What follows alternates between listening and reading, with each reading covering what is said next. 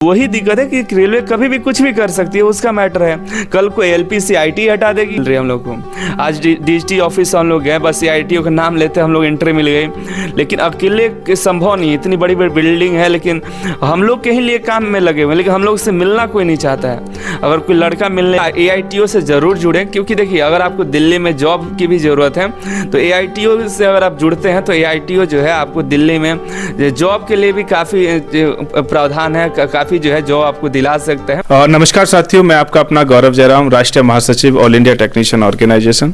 अखिल भारतीय तकनीकी संगठन लगातार आईटीआई के बच्चों के लिए बहुत लंबे अरसे से लड़ाई लड़ता आ रहा है और इस लड़ाई को हम लोग अंजाम देते हुए पहुंचे हैं दिल्ली तक। अभी हाल ही में रेलवे में लेवल 1 के लिए ग्रुप डी में आईटीआई को जिस तरीके से बाहर किया गया, उसको लेकर के आज हमारे बीच में एक आईटीआई के फील्ड के बहुत बड़े एक अभिभावक के रूप में काम कर रहे हैं, एक गुरुजन के रूप में काम कर रहे हैं, अनिल सर। जी सर, नमस्कार सर। हाँ, हम जानना चाहेंगे कि आपसे कि आप पिछले समय से इस आईटीआई को जिस तरीके से रेलवे ने बाहर किया है, इस संदर्भ में आप क्या कहना चाहते हैं? सभी बच्चों को हम आपके माध्यम से बताना चाहते हैं।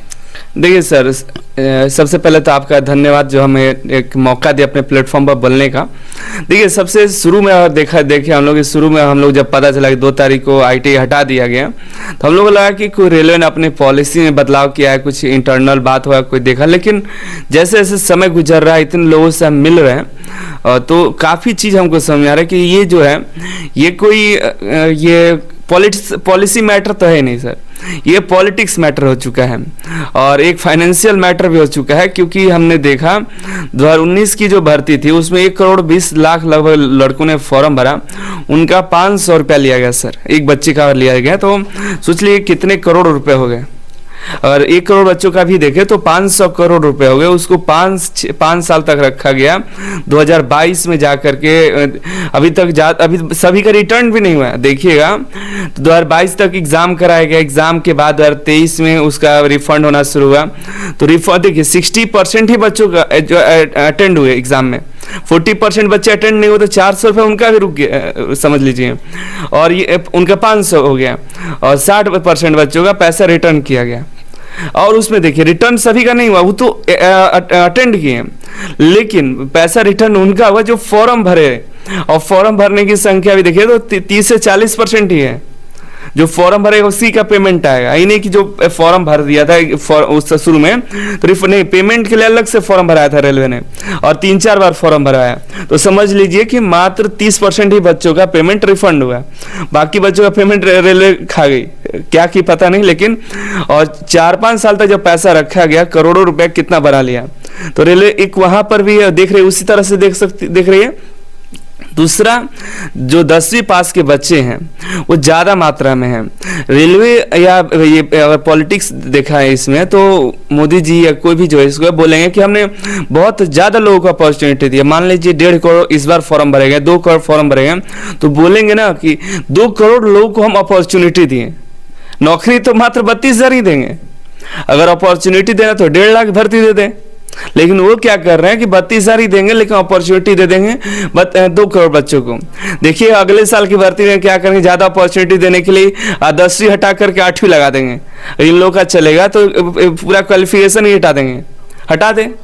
मतलब कहने का मतलब है कि आपका ये पॉलिसी मैटर कम, पॉलिटिकल मैटर ज़्यादा आपको लगता है। और दूसरी चीज़ यहाँ पे है कि ये फाइनेंशियली कहीं ना कहीं कलेक्शन को लेकर के जो है, जैसा अभी आंकड़ा आपने रखा उस तरीके से 500-600 करोड़ पिछली उसका भर्ती का जो पैसा पब्लिक से इकट्ठा किया गया, फिर उसको कई साल के बाद में वापस किया गया। सेकंड थिंग मैं जानना ये चाहता हूँ कि अभी आप आखिर ऐसी सिचुएशन में अब इस मामले को आप कैसे जीतोगे? 40 से 50 लाख आईटीआई के छात्र पूरे देश भर के अंदर में हैं और वो आज इस रेलवे के इस फैसले से प्रभावित हुए हैं। तो अब आपके माध्यम से जो है, आप दिल्ली आए हैं, जैसे अभिषेक सर और आप सभी लोग दिल्ली आए हैं, तो क्या स्टेप जो है आप इसमें जो है ले रहे हैं कि जिससे आपको लगता है कि हमें कामयाबी मिलेगी? देखिए सर, 3-4 स्टेप है, लेकिन हम सभी बताएंगे नहीं क्योंकि अब लीगल प्रोसीजर पर हम लोग आ चुके हैं। सब बताना उचित नहीं होगा और धीरे धीरे हम लोग बहुत सारी चीज़ अब छिपाएंगे क्योंकि ज़्यादा ऑनलाइन जाएगा तो ये मैटर नहीं रहेगा। और जैसे ही केस फाइल किया जाएगा उसके बाद तो हम कुछ बोलेंगे नहीं, इस मैटर में बोल ही नहीं सकते हैं। लेकिन देखिए, कुछ पक्ष हैं जहाँ पर रेलवे गलती किया है और जब हम सामने जाएंगे तो रेलवे अपना भी पक्ष रखेगा। जैसे हम लोग जो है यूके तिवारी जी से बात किए हैं तो उन्होंने सीधे बात क्या बताया, आप ही बात किए तो उसमें उन्होंने कहा कि ये रेलवे का पॉलिसी मैटर है, रेलवे कुछ भी कर सकती है। तो वही दिक्कत है कि रेलवे कभी भी कुछ भी कर सकती है, उसका मैटर है। कल को एलपी से आईटी हटा देगी। लेकिन यहाँ पे उन्होंने ये भी माना है कि कुछ एरर ऐसे हुए हैं कि जिन पे हम लोग काम कर रहे हैं, एक्सरसाइज हो रही है। ये सब बस बोलने के लिए है कि आप अभी इंतजार करिए, नोटिफिकेशन आएगा। देखिएगा 21 तारीख को नोटिफिकेशन आएगा, आपके सोचते सोचते 22 तारीख होगा और सुबह 23 तारीख होगा, फॉर्म भरिएगा, सब शांत हो जाएंगे।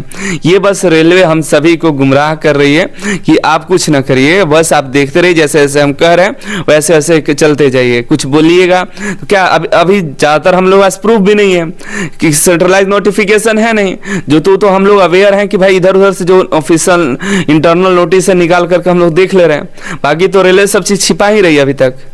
अच्छा, इस पूरे मामले में एक सवाल मैं जानना चाहता हूं कि AIT all India technician organisation की भूमिका को आप किस तरीके से देख रहे हैं, उस पर चाहता हूं कि 2 शब्द आप जरूर कहें। देखिए सर, पहले तो हम लोग एक यूट्यूबर हैं, लेकिन हम लोग को चाहिए था सपोर्ट, और आप जो AITO है सबसे पहले आगे उभर कर आया।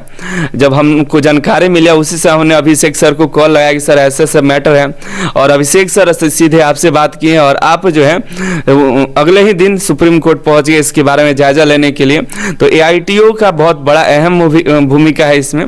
और क्योंकि देखिए हम एक सिंगल पर्सन, अगर देखिएगा ऐसे भी 4-5 दिन से हम लोग दौड़ रहे हैं तो कहीं एंट्री तक नहीं मिल रही हम लोग को। आज DGT ऑफिस हम लोग गए, बस AITO का नाम लेते हम लोग एंट्री मिल गई, लेकिन अकेले संभव नहीं, इतनी बड़ी बड़ी बिल्डिंग है, लेकिन हम लोग के ही लिए काम में लगे हुए, लेकिन हम लोग से मिलना कोई नहीं चाहता है। अगर कोई लड़का मिलने जाए तो उसको एंट्री नहीं मिलेगा, लेकिन अगर किसी संगठन के द्वारा जाते हैं तो आसान हो जाता है। बोलते हैं कि नहीं AITO से हैं या किसी ऑर्गेनाइजेशन से, तो इम्पैक्ट पड़ता है। तो AITO हमारे लिए बहुत ही बड़ा भूमिका निभा रहा है इसमें। चलिए, बहुत शुक्रिया। AITO के सभी परिवार के सभी जनों को मेरी तरफ से भी शुभकामनाएं हैं। अनिल सर ने अभी जैसा कहा कि AITO के नाम से जो है हमको एंट्री जो है उसमें सीधे तौर से जो है मिल रही है।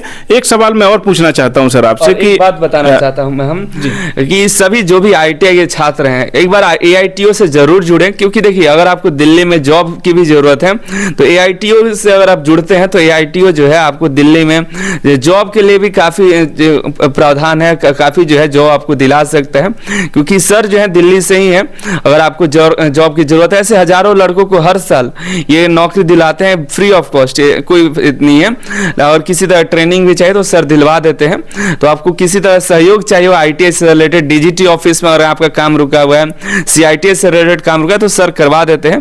तो ये अगर आप जुड़ना चाहते हैं तो AITO से जुड़ सकते हैं। बहुत शुक्रिया अनिल जी। मैं एक सवाल, मेरा अंतिम सवाल है आज के दिन का अंतिम सवाल है कि जो बच्चे, लाखों बच्चे ITI की जो तैयारी कर रहे हैं उनको आप जो है क्या संदेश अपने छात्रों को, चूंकि आपके साथ भी बहुत बड़ी संख्या में ITI से जुड़े हुए छात्र जो है आपके फॉलोवर हैं पूरे देश भर के अंदर में, तो आप क्या संदेश देना चाहते हैं उनको, बताइए। देखिए मेन जरूरी है कि तैयारी भी हमारा होती रहे, क्योंकि 2 तारीख के बाद हम भी नहीं सोए हैं। जिस दिन पता चला कि भाई पढ़ाई कैसे तब करेंगे, ITI है ही नहीं तो हम किस उम्मीद से पढ़ेंगे, तो एक उम्मीद टूट जाता है। लेकिन उम्मीद रखिए, उम्मीद पे जो दुनिया कायम है, अपनी तैयारी में लगे रहिए। बाकी हम लोग काम देख रहे हैं, अगर सपोर्ट आपकी चाहिए होगा तो आपको बताएंगे। बाकी अपनी पढ़ाई में लगे रहिए, क्योंकि अंत में अगर ITI लागू होता है तो आपको उस समय पढ़ना पड़ेगा। बाकी अभी भी कम्पीट करना है तभी भी पढ़ना पड़ेगा, तो कहीं ना कहीं आपको पढ़ाई तो जरूरी करनी पड़ेगी। ठीक है, तो थोड़ा धैर्य रखिए और हम भरोसा रखिए, कहीं ना कहीं हम जीतेंगे। तो आपको उस समय पढ़ाई की भी जरूरत होगी, तो इम्पोर्टेंट है कि आप तैयारी में लगे रहिए। रेलवे लेवल 1 में जो आईटीआई को लेकर के जो मुद्दा है उसकी सारी अपडेट के लिए एआईटीओ के राष्ट्रीय महासचिव श्री जो गौरव जयराम जी हैं, इनके चैनल को सब्सक्राइब कर लीजिएगा।